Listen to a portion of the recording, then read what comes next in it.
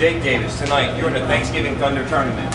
You have 7 other men to go through. If you win, you could quite possibly go for the CPW Heavyweight Champion, or the West Virginia Champion, or even the Tag Team Champions. Do you think you can handle this? Well, of course I can handle it. That's not a question that needs to be asked. But tonight, it's going to be a huge milestone in the CPW career of Jake the Machine Davis, because I've been in a lot of tournaments in my time, but the prize is gold of CPW.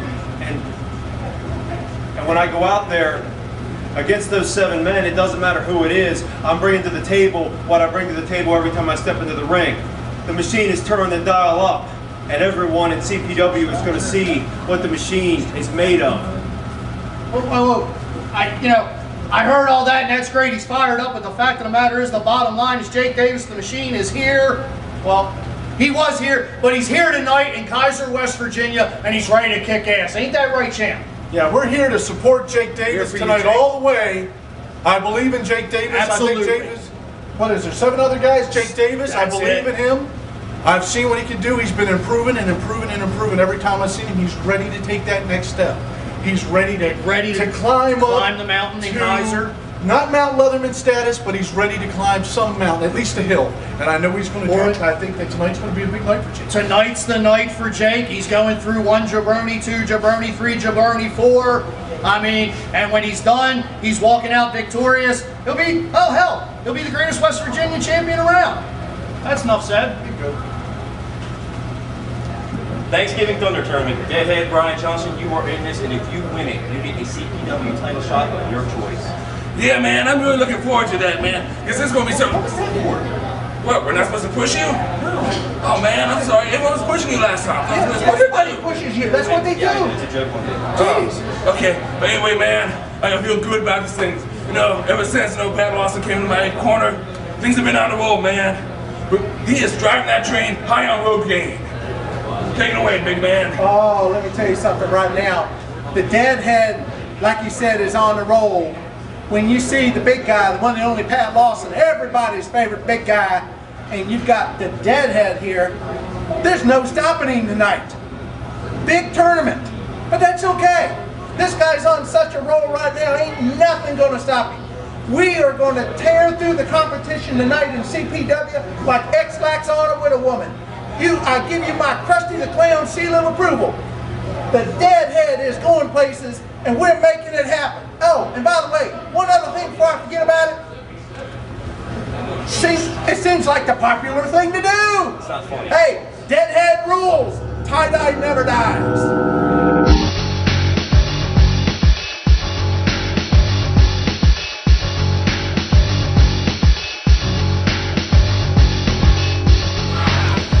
Hello again, wrestling fans. I'm Chris Bradley alongside Alex Young. And we're about to begin the quarterfinals of the Thanksgiving Thunder Tournament. And making his way to the ring right now, the big guy, Pat Lawson. Yeah, and we're introducing Jake Davis. I'm not sure what's going on here. Well, Jake Davis coming out first. You know, he's got to be somebody to worry about here if you're the other competitors in the tournament. Former 2-time CPW Tag Team Champion, and not called the Machine for nothing, a fine technical wrestler. Oh, definitely one of the best we have here in CPW. And he doesn't have an easy match, though. He's going up against a former heavyweight champion, a former tag team champion, in Brian Johnson. But noticeable by his absence, Gino Sammartino, who should be in the corner of Jake Davis. Yeah, that's good. Well, we know Gino has his match later on tonight. Maybe he's in the back, you know, trying to keep loose and stretch and all that. I'm not really sure.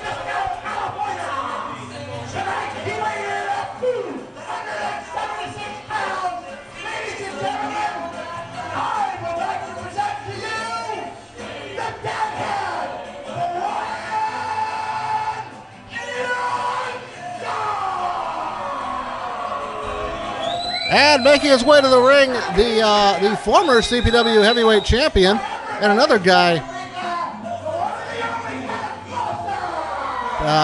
One of the guys you have to worry about is a potential winner of this tournament. The tie-dye guy, Pat Lawson, introduces himself.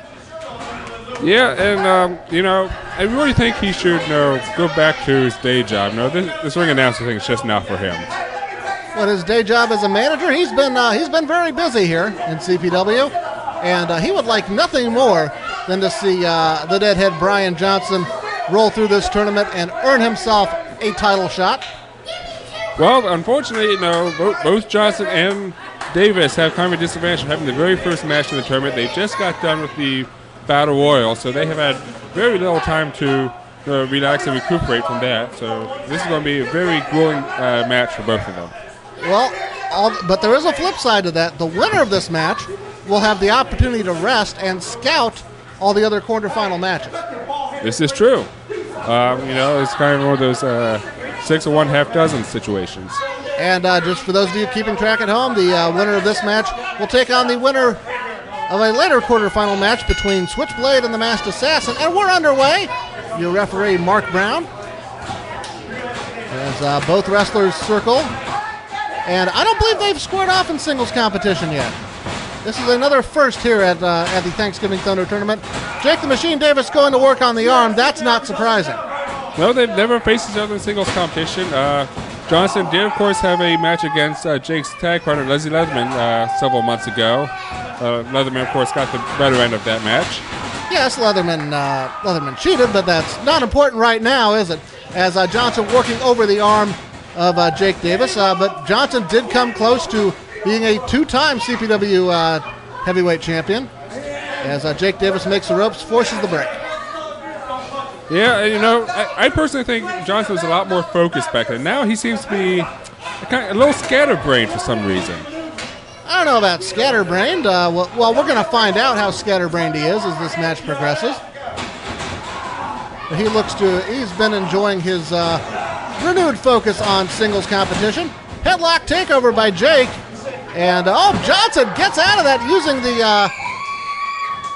using leg scissors to the neck. And once again, Jake Davis has to go to the ropes. Well, that's not something we've seen from Johnson in the past. Usually he's been kind of an all-out brawler. Now he's showing off a little agility there. All right, well, we're seeing some good technical wrestling here as we kick things off. Nice crowd here tonight in Kaiser. This is our last show at the Kaiser Fire Hall of 2006. We'll be back in 2007. Yes, where else can you enjoy and find wrestling done in a fire hall? Well, actually, this isn't the only fire hall we wrestle at, but that's not important now. Hammerlock by Davis, reversal by Johnson, very nice. And Jake once again using the ropes. A smart move, although I would have been interested to see how he was going to get out of that. Well, Jake has very good ring presence. He knew exactly where he was, and Johnson slingshots him back in the hard way. He wasn't paying attention to the man inside the ring. And now Johnson has the opportunity to follow up. There's a right hand into the ropes. A big clothesline. Very nicely done. Jake Davis is a bit wobbly, and Johnson, I don't know what he's setting up for. He pulls DDT. DDT landing right on the neck of Jake Davis. There is the cover. And a 2 count. Johnson, if he can follow up, he has Jake Davis in a lot of trouble. Yeah, unfortunately, that's what I was talking about earlier. Because these two just got out of a battle royal, they're probably not going to be able to string a lot of successful moves together. They're probably going to have to, hit a couple shots and take a breather, take a couple more shots and take another breather.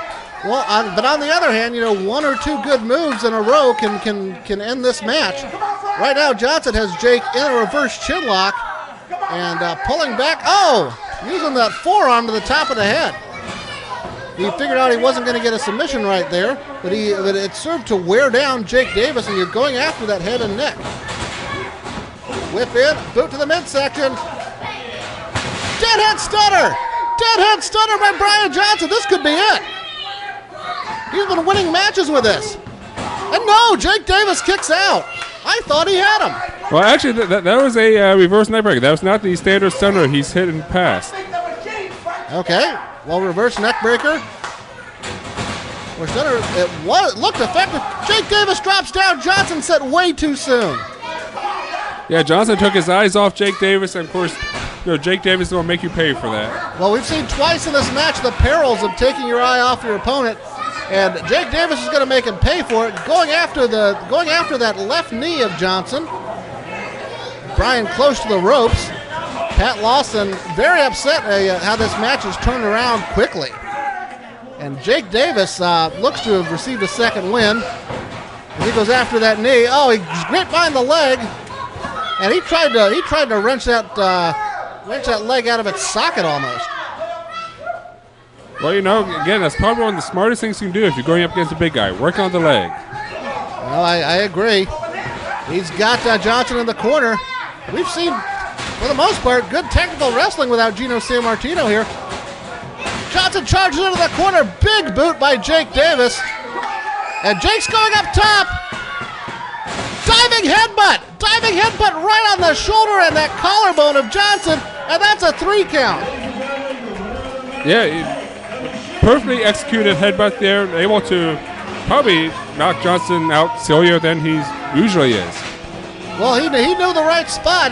Brian Johnson broke that collarbone last year, and he followed up on it. Jake Davis gets the victory. He's a little bit groggy, but he's going to get some time to rest before the semifinal round. Big win for the Machine here in Championship Pro Wrestling, and Pat Lawson and the Deadhead are going to have to regroup here.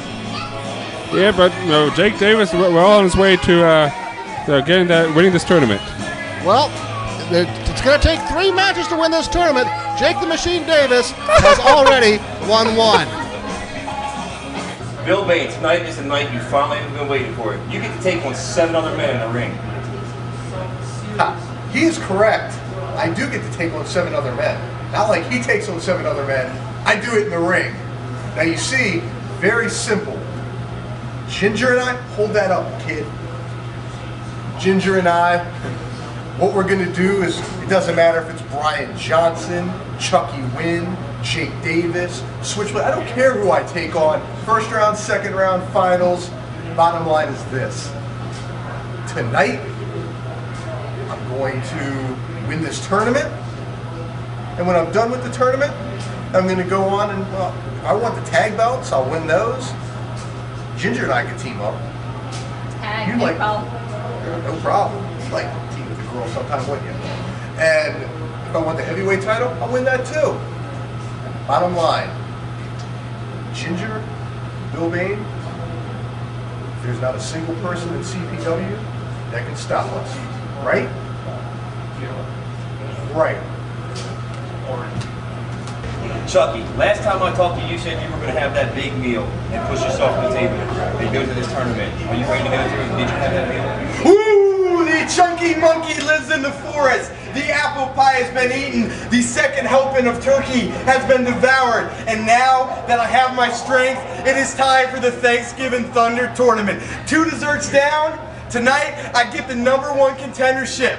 You know what? I'm taking it home. I don't care who I get. Tonight is my night. 2 desserts, 2 helpings of stuffing.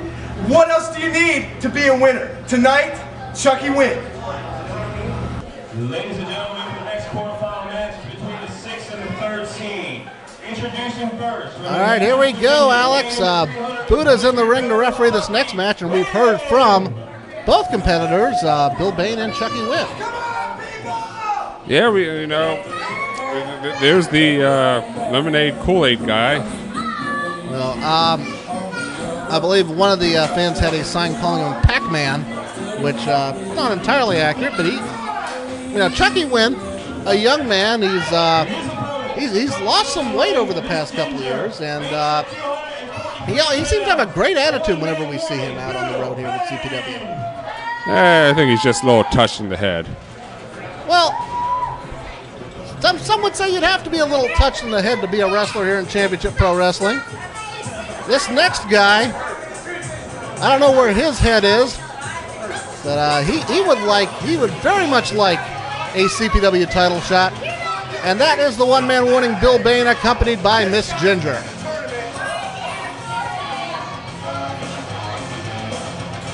And Bain, well, I don't know what that sign said. I can't read it from up here. I can only hope that was the "You're a Loser" sign. All right. Well, there's Bain's got a small fan contingent at ringside.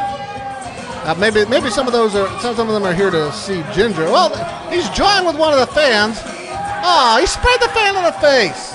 Hey, that's probably the closest thing that kids come to a shower in probably 5 years. Oh, here we go. And what's Ginger doing inside the ring? This is not going to be a handicap match. At least I don't think so.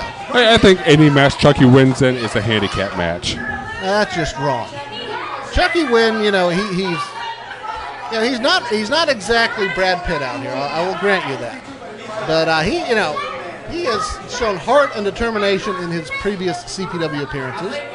And you saw him; he was out there brawling last month at Wrestle War against Bill Bain, as a matter of fact. Yeah, he's shown heart and all that, and really, that's what I say.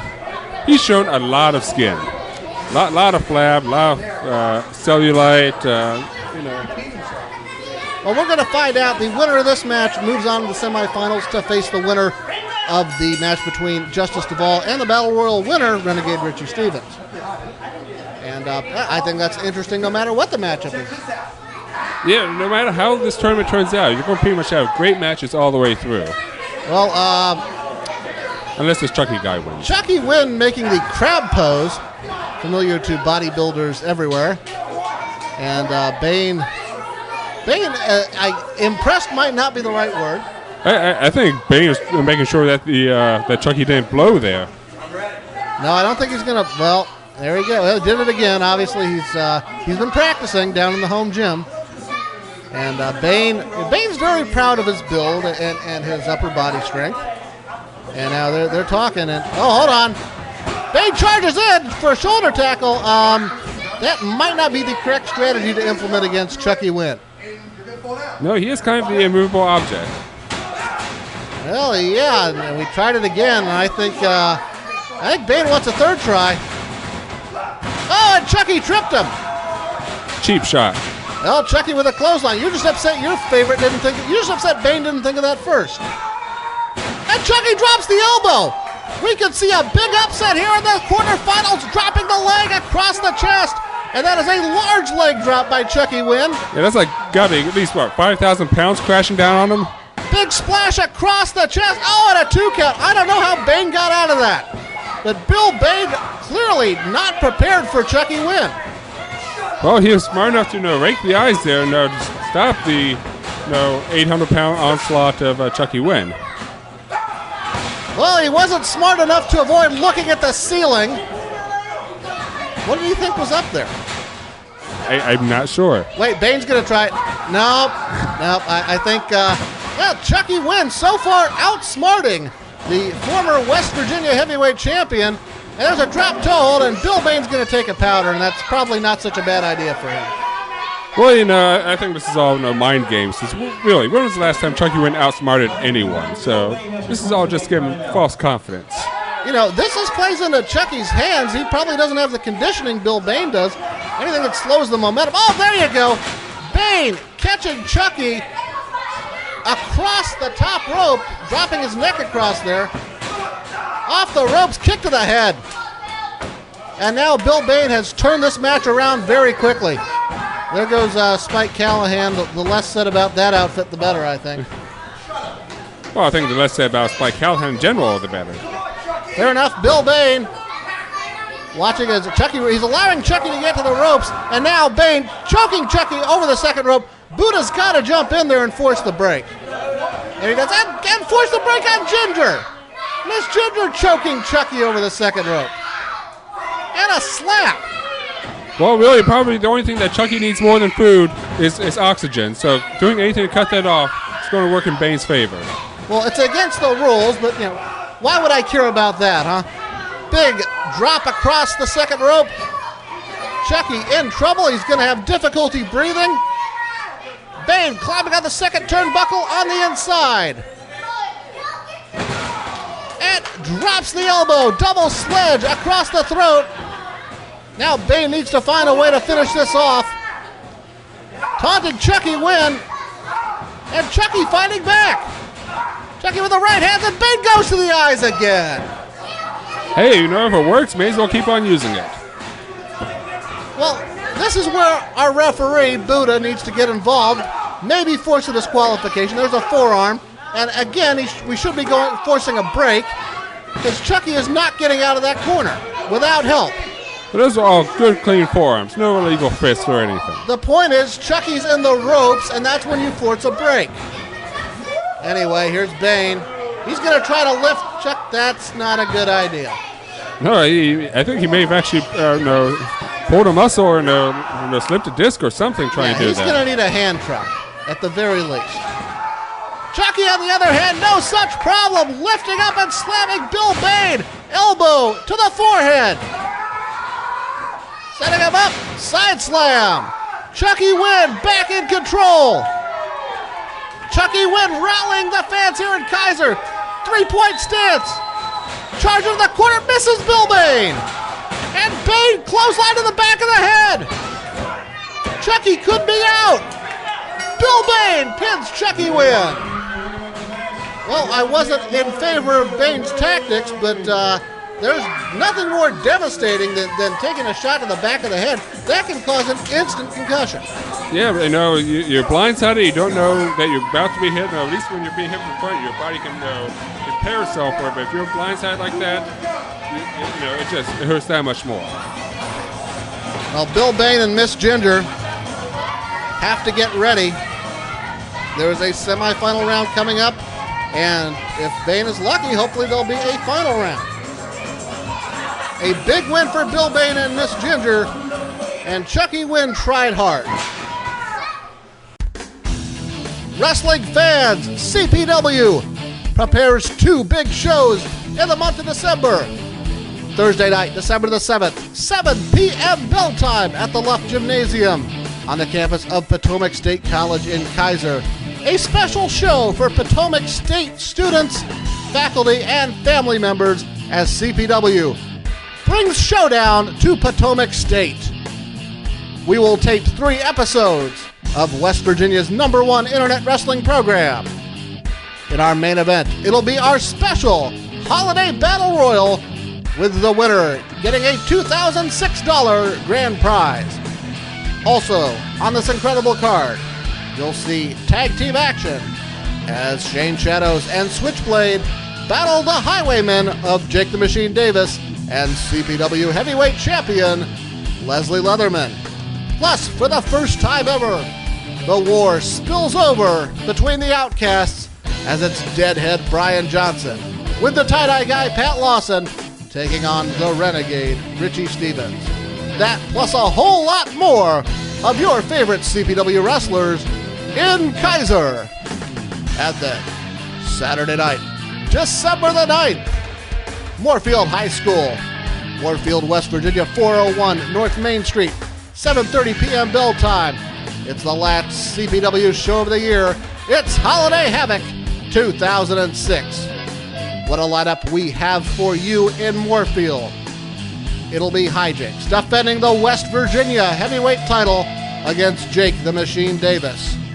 It'll be the CPW Unified Heavyweight Champion Leslie Leatherman with Gino Sammartino taking on the young legend Justice Duval.